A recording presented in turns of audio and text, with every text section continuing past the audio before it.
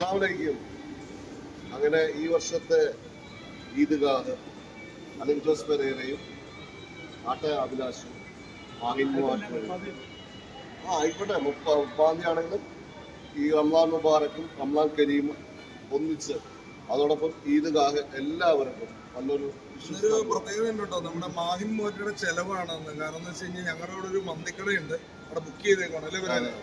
50,000 രൂപ അഡ്വാൻസ് എറിഞ്ഞു കൊടുക്കുകയാണ്.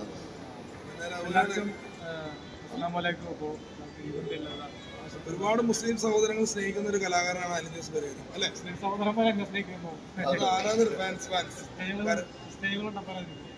അല്ല, എല്ലാ മതവും നമുക്ക് ഒരുപോലെ അല്ലേ?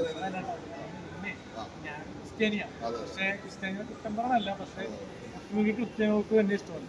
എനിക്ക് എന്താണെന്നറിയാം, അതിന്റെ സ്വന്തക്കാര് മാത്രമായിരിക്കും, ബാക്കിയുള്ള കാര്യമില്ല. അപ്പൊ 2 വരി പാട്ട്.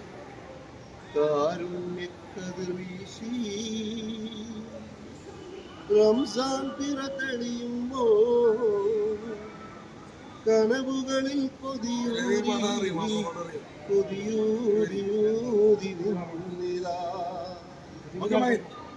ആൾക്കാർക്ക് അവസരം കിട്ടും.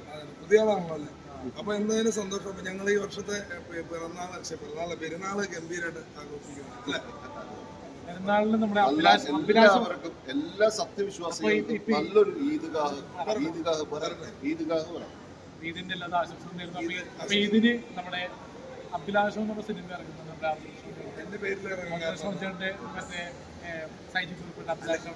എന്റെ പേരിൽ എന്താണ് ഇറങ്ങാൻ കാരണം? അഭിലാഷം എന്നാലും ഞാനിവിടെ ഗ്ലാമർ കൂടുന്നുണ്ട്. ഈ ക്രോണിക് പാച്ചിട്ട് പടങ്ങളുണ്ട്. ഈദ്ഗാഹിന് കൊടുക്കാൻ പറ്റിയ സന്ദേശം അല്ല, തന്നെ ഇങ്ങനെ ആക്കി മാറ്റിയാരാണ്? ഈ മൊട്ടത്തലയാക്കി മാറ്റിയാരാണ്?